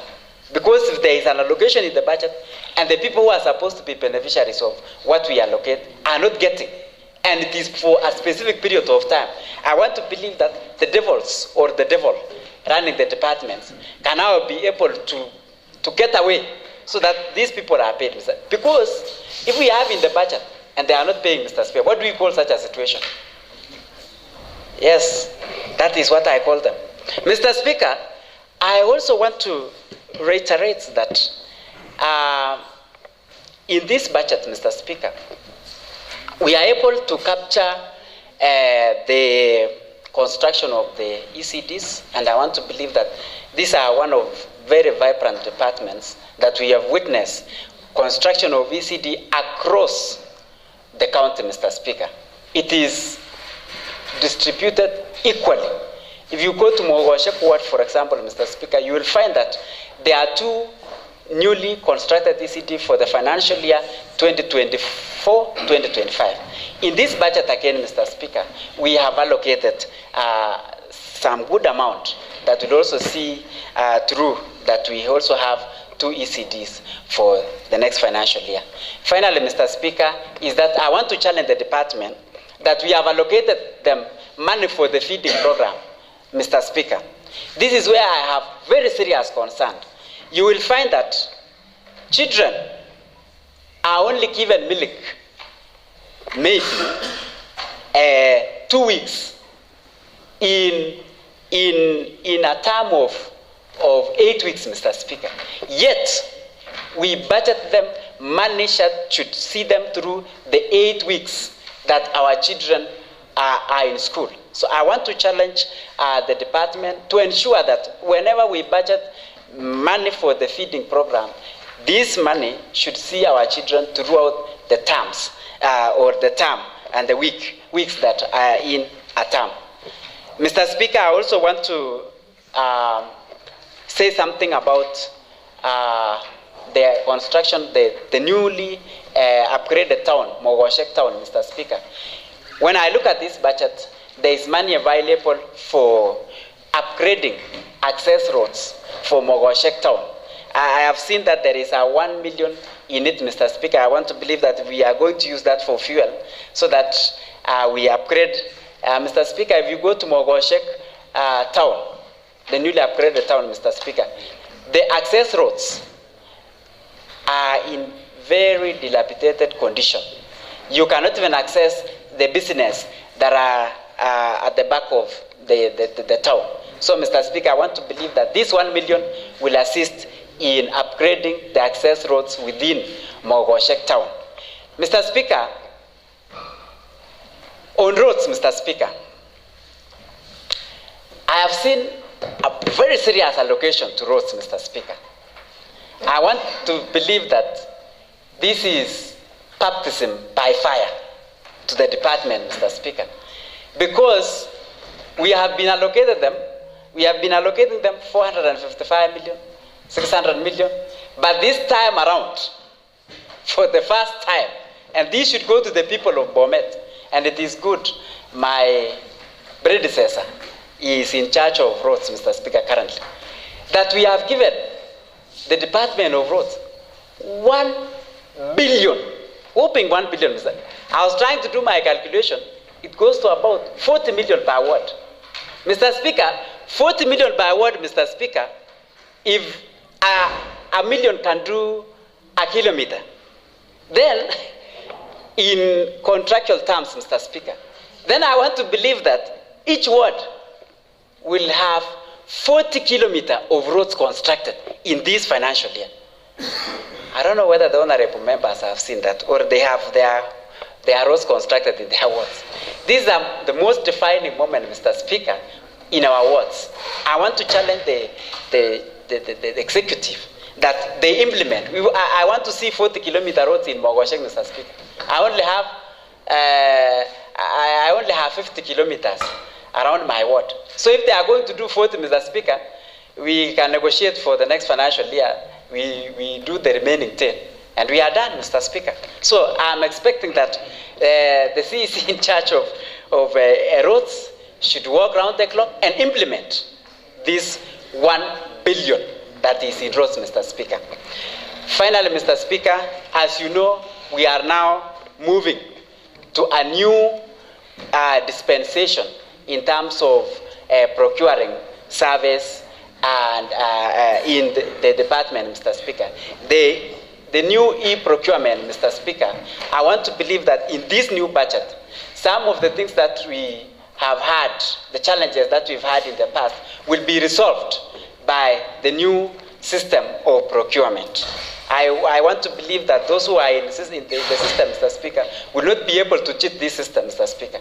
Let me believe that the other time they were able to cheat.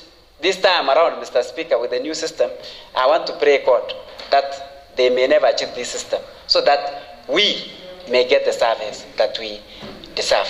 Finally, Mr. Speaker, I want to give a word to the executive. The budget that we have allocated them is not a qualification for them to be disrespectful to this house. Mr. Speaker, however much we allocate to this executive, next time we invite a CEC to appear before this house, Mr. Speaker. A CEC whom, for example, a CEC in health, a CEC in education, a CEC in roads, a CEC in water, or their CEOs, Mr. Speaker. And they fail to turn up, and we have given them serious amount of money, Mr. Speaker.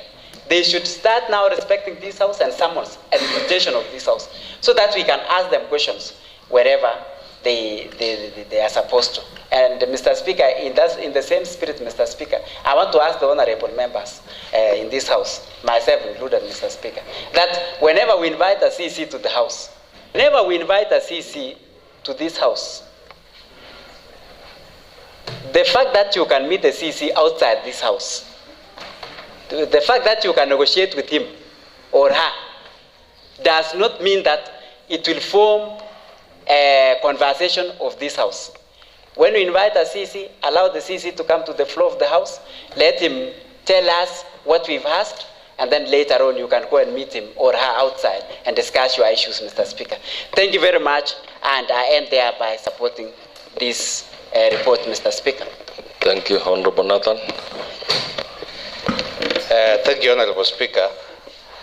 I also rise to support the motion moved by my friend CPAK Eli Kirui.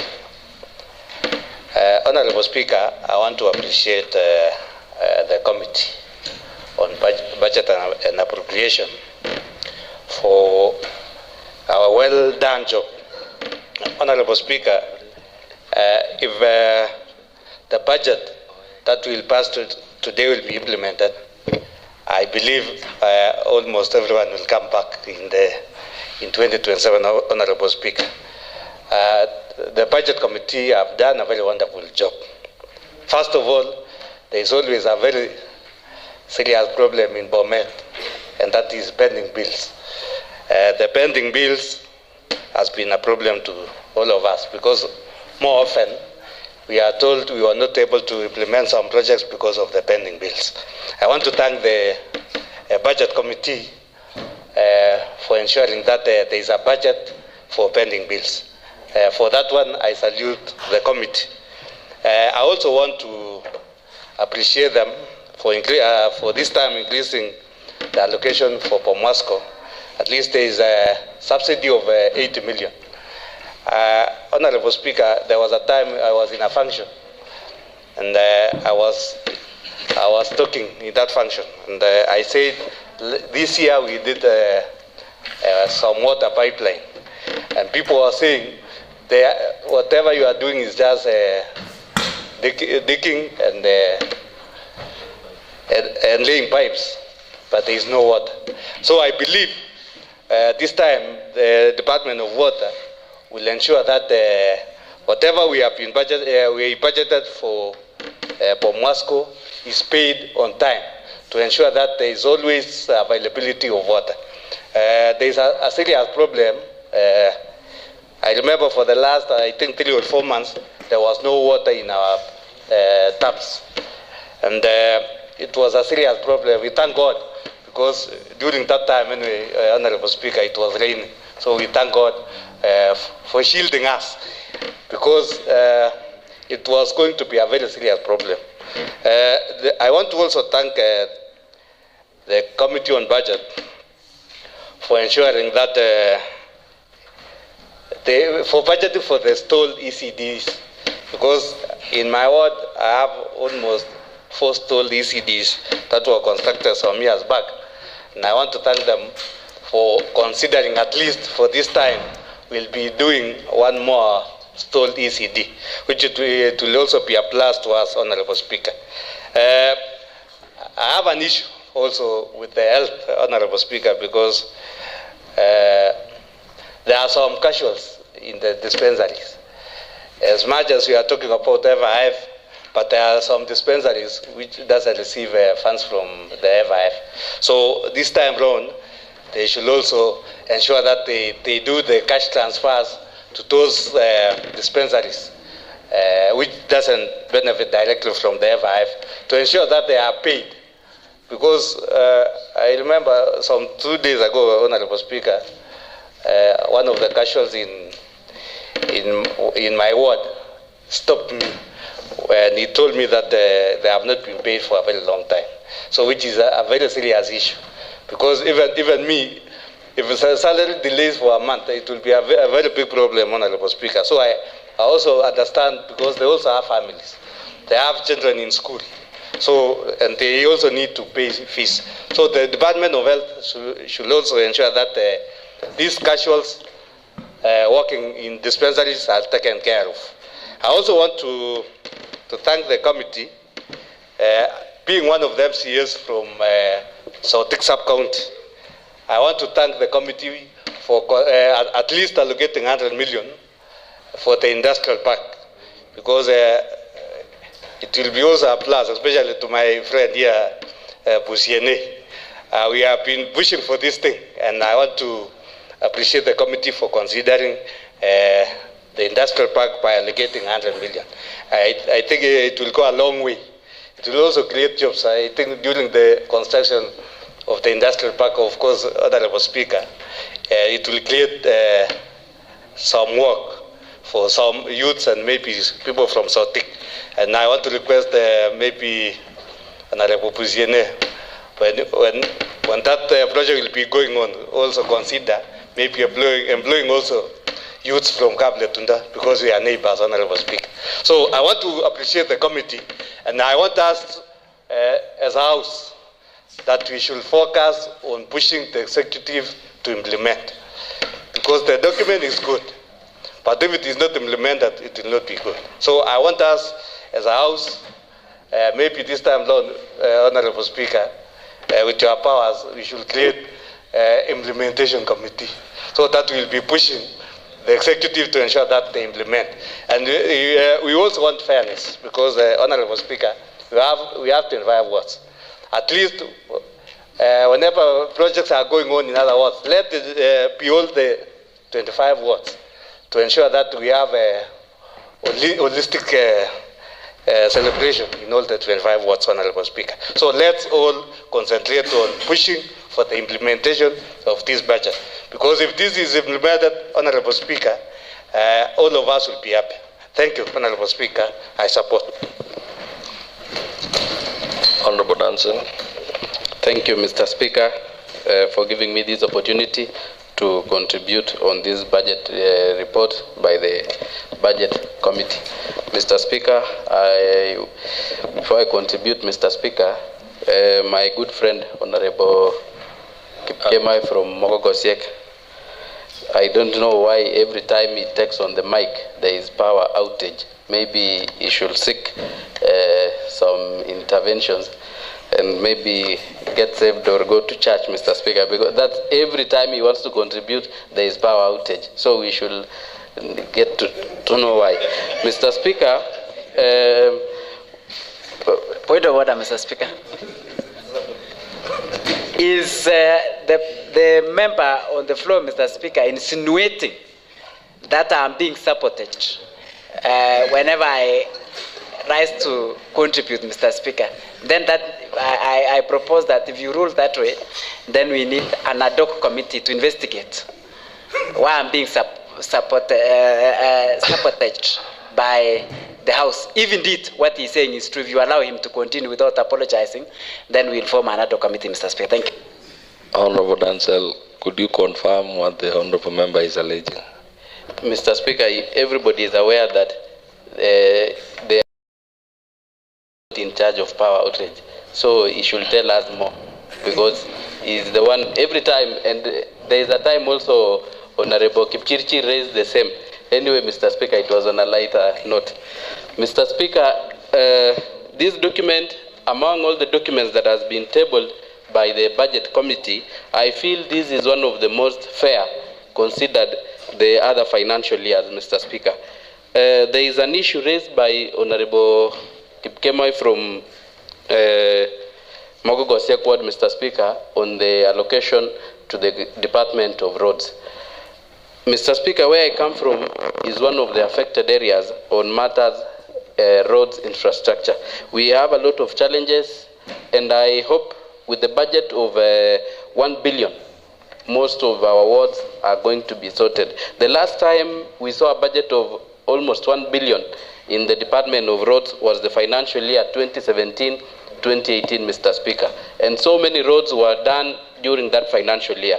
So what we are requesting the governor and his team, led by the department, the CEC and the Chief Officer of Roads, Mr. Speaker, is that with all the figures that are on that department, kindly implement that budget so that the voters or the Raya get the value for the tax that they pay to this government.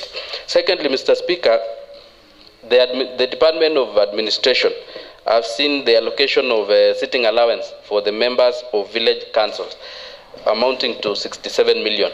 I would like to request the Department of Administration that once we pass this document, kindly consider doing head count for the village managers and those that have not been captured. For example, in my ward, I have a whole sub-location called Nyongores sub-location, where we have only one village manager getting a stipend at the end of the month. And we have around 14 who are not benefiting from this program. So going forward, we hope it is going to be sorted. Secondly, Mr. Speaker, is the Department of Health. We've been having complaints from staff, mainly the medics and other staff in the Department of Health, who have not been promoted for quite some time. But looking at the allocation given to them, I know they are going to smile to the bank in the next few weeks after the adoption of this report and once the budget is completed. There is also the extraneous allowance. We've had so many staff who've been having challenges with this extraneous allowance, and I've seen it has been factored in. This is going to motivate them, and we are going to get good services in our hospitals, Mr. Speaker. Thirdly, Mr. Speaker, is the Department of ICT, where I sit as the chair, Mr. Speaker. Has been said by Honorable Katam that today he is seen in the newspaper that Kericho County collected a revenue of around, ONSO's revenue of around 1 billion, Mr. Speaker, while we are still doing 200 million. This is a call-up to the Department of ICT that we've allocated money to you so that you seal all the loopholes that we've been having and ensure that we collect the revenue to the set standard of 600 million. So in the Department of ICT also, we've allocated to them money to buy gadgets so that we go digital on matters revenue. collection, so that we don't have members collecting, our staff collecting money or cash. We want to go digital so that all the money is channeled to one account, so that when we are closing the financial year, we have already a good amount of money, or the target is achieved. Mr. Speaker, the only thing, this document is fair, Mr. Speaker. And fairness means it's not 100%. I've seen one of the most core function of county government, or default function, that is the vocational training, Mr. Speaker. Where I come from, there is Onokwek Vocational Center, Mr. Speaker, that has no classrooms. But I've seen we have allocated 0 shillings for construction of VTZ workshops, Mr. Speaker. And there is no, we have allocated also 0 shillings to VTZs to buy tools and equipment. I think, Mr. Speaker, my humble request to this House, let's pass this budget the way it is, so that once the budget process is complete, we can do a supplementary budget and reconsider the Department of Education on matters equipping the already constructed labs in our wards, and construct other class rooms to be used by the learners. Therefore, Mr. Speaker, I support. Thank you. Honorable Rob. Thank you, Honorable Speaker, for this opportunity. I would also like to chip in, Mr. Honorable Speaker, and also be in support of my colleagues in support of the motion at hand by the Budget and Appropriation Committee. Mr. Speaker, Speaker after Speaker have heaped lots of praises on the committee, and I would also like to join hands in telling them kudos for the good job they did. The midnight oil that they burned, Mr. Speaker, to give us a good budget, Mr. Speaker. As I also speak, Mr. Speaker, I would like my ignorance to be permitted, and also ask the Honorable 13 members who had a retreat of 1 week, how they found that the Department of Youth and Sport deserve a 0 shillings on development vote. Permit my ignorance, Mr. Speaker. I know they are learned, maybe they are more learned than me, Mr. Speaker, but they should also give me something that will make me understand why the Department of Youth and Sports gets 0 in terms of development. Mr. Speaker, there is a saying also that goes by, when much is given, much is expected, Mr. Speaker. The 2 departments that I have witnessed, the Water Department and the Roads Department, Mr. Speaker, they have been hugely funded, of which I know almost all the problems that we are in possession of in Bomet, Mr. Speaker, are centered at the 2 departments. I do reside in a ward called Nangores, Mr. Speaker, under the patronage of my good friend, the Deputy Majority Leader, Honorable Samoei, Mr. Speaker. But to my amazement, Mr. Speaker, if you see the road that I used to my house, Mr. Speaker, but I know he's doing a good job, Mr. Speaker. Owing to the funding that has been given to the department, Mr. Speaker, I think I'll give him an excuse for this financial year. I know I will use one of the good motorable road that will take me home, Mr. Speaker. Again, Mr. Speaker, this is the same ward that we did a launch of water works, Mr. Speaker, way back last year, Mr. Speaker. I've been assisting my MCA in funerals, and also when I meet the constituents, telling them our MCA is working, and indeed is working, Mr. Speaker.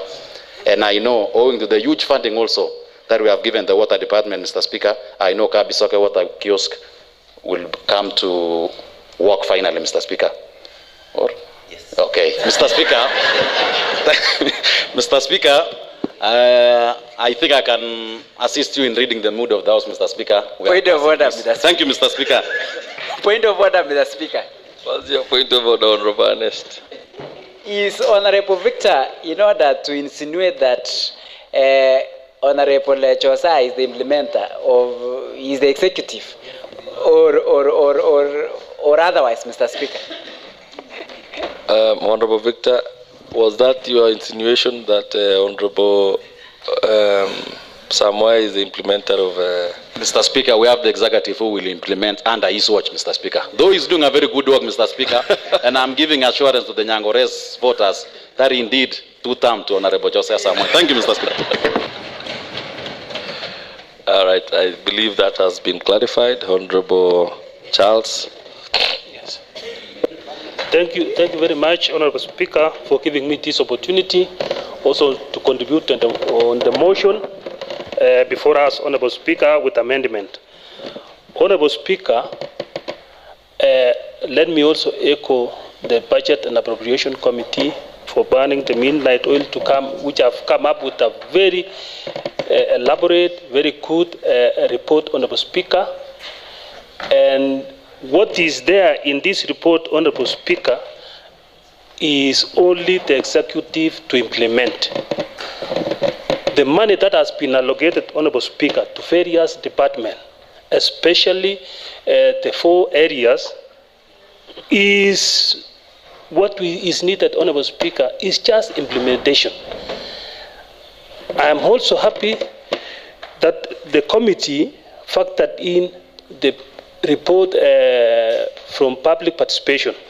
If you see the allocation, the huge allocation which went to roads, emanated from the people themselves. In every public participation which was carried out, Honorable Speaker, people, you could tell, people are mentioning roads, water, and education, just to mention but a few. So what is there, Honorable Speaker, is the executive to implement, to move with speed to implement. Our work, Honorable Speaker, is to press them to perform. We will be inviting them, Honorable Speaker, to give us quarterly report, because the people of Bomet need services. Reading the mood of the House, I say I support Honorable Speaker.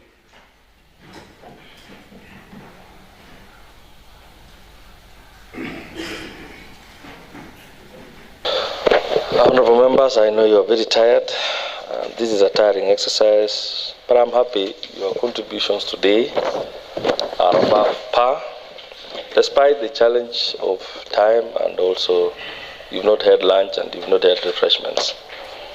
But I'm sure once we are done here, there is a cup of tea for you.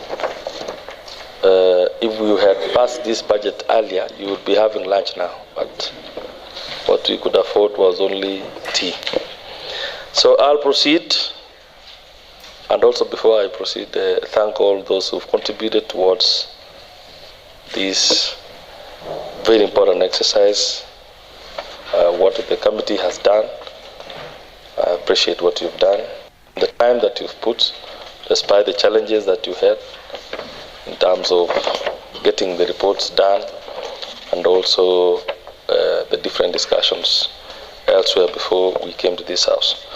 So I put the question that, pursuant to Standing Order 218, Part 6 of the County Assembly Standing Orders, this County Assembly adopts the report of the County Budget and Appropriations Committee on the budget estimates for the county government and county assembly, tabled in the County Assembly today, Thursday, 10th July 2025, and pursuant to Section 131, Part 1 of the Public Finance Management Act 2012, approves the County Executive Program-based Medium-Term Expenditure Framework and annual estimates of the recurrent and development expenditure for the year ending 30th June 2026 and the County Assembly budget estimates for the year ending 30th June 2026 with amendments contained in the committee's reports. Honorable members, will as many as are of this opinion say aye? Aye. Honorable members, will as many as are of the contrary opinion say nay? The ayes have it. Thank you very much. I believe we are done with the business of the day today. You have something to say, Honorable? Yes, Mr. Speaker, I beg to move a procedural motion. Okay. But before I move, Mr. Speaker, I request for permission to thank my good friend, Honorable Victor Rob, who resides in Nyongores Ward, for confirming to this House and to the people of Nyongores that I am doing a good job, and I will be elected for the second term, Mr. Speaker. So, Mr. Speaker, that notwithstanding the resolution made on 11 May 2025 at 2:30 p.m., approving the County Assembly Calendar Regular Session 2025 and pursuant to Standing Order 33C, this County Assembly resolved to sit on Thursday, 17 July 2025 at 9:30 a.m. for the morning sitting and 2:30 p.m. for the afternoon sitting. As you are aware, Mr. Speaker, this House has passed a budget estimate for the year 2025-2026, and it is prudent for this House again to come and sit and pass appropriation bill, Mr. Speaker. So I request the honorable members to approve this motion, and I request Honorable Victor Rob, who resides in my ward, Nyongore's ward, to second this motion. I also rise to second the motion that we be here on Thursday, the 17th of July, for the morning and afternoon session for the purpose of the appropriation bill. I do second, Honorable Speaker, and also remind my good friend, Honorable Bushene, to dress warm, Mr. Speaker. This weather ain't favorable to the elderly. Thank you, Mr. Speaker.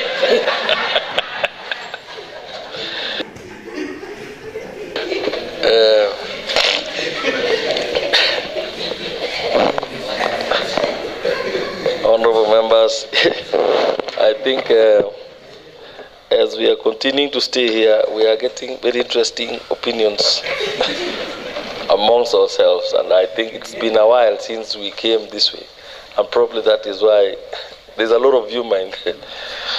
It's okay, no problem. So thank you, Honorable Samoe, for moving the procedural motion to ensure that the appropriations bill is probably will be passed on that day, and also Honorable Victor for seconding the motion. And the agreement that you've put forward that there might be a two-term or something is still okay. So, Honorable Member, standing the resolution.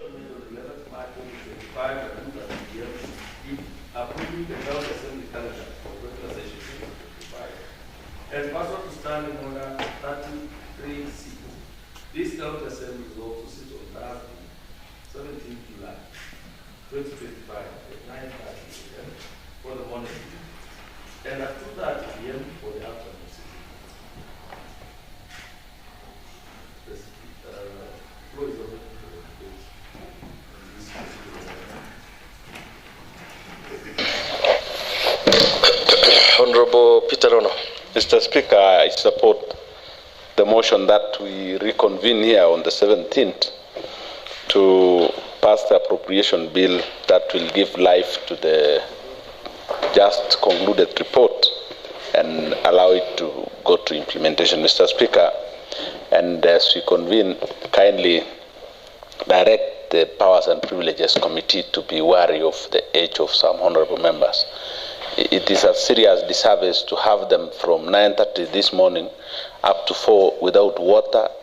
Look at the majority leader. I thought he was crying, Mr. Speaker. Next time you give a break, please don't convene us. Allow us to get out and eat before coming back. So on Thursday, unless you give us the assurance that you will consider that one, it's a dangerous action, Mr. Speaker. And I support the motion that we be here.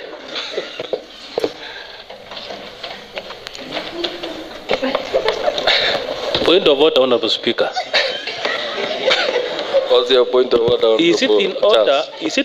Is it in order for honourable member to say they are elders in this house?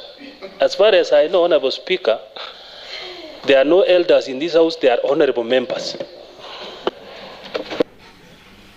Honorable Peter Ono, did you say elders or honorable members who are elders? Speaker, English is dynamic.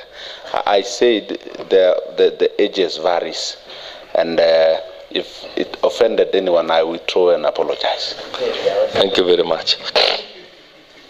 Reading by the mood of the House, and I don't know what is happening. I don't know whether you are excited with the budget estimates or why, but certainly today I sense a lot of humor amongst the honorable members. And as much as Honorable Peter Rono is saying that members require water, but you are all very happy and very alert, and Quorum is still okay. I believe we are doing well. So I put the question that notwithstanding the resolution made on 11th March 2025 at 2:30 p.m. approving the County Assembly calendar of regular sessions 2025 and pursuant to Standing Order 30 Part 3C, this County Assembly resolves to sit on Thursday, 17 July 2025 at 9:30 a.m. for the morning sitting and at 2:30 p.m. for the afternoon sitting. Honorable members, will as many as are of this opinion say aye? Aye. Will as many as are of the contrary opinion say nay? The ayes have it. So, honorable members, on that day, 17, let us be here on time. We will work around the clock to ensure the bill is ready by that time. Honorable members, I have a small announcement to make. Honorable Dancel wishes to meet the members immediately after the session is done for only 5 minutes. He has something to share with all of you. Considering that you've just passed the budget estimates here and you've not approved the appropriations bill, probably that's the reason why we do not have tea and we do not have everything. But considering that you've been here since morning, there is tea for you, and probably a mandasi or something. Yeah, so as you are hearing out the honorable member with what he has to say, you will enjoy tea. And lastly is to thank the committee for what they've done, and also the amendments that have been moved. I believe these were all done with all the residents of Bomet in mind.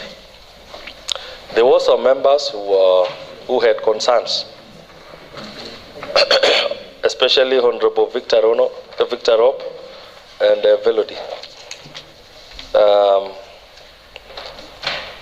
Your concerns are serious, and I don't know where you were before, because yesterday all this was there and everything.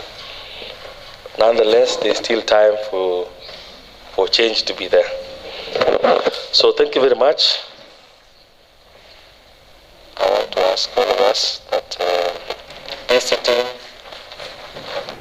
be adjourned or is adjourned. This sitting is adjourned up to Thursday, 17 July 2025 at 9:30 a.m. for the morning sitting and at 2:30 p.m. for the afternoon sitting on Thursday next week.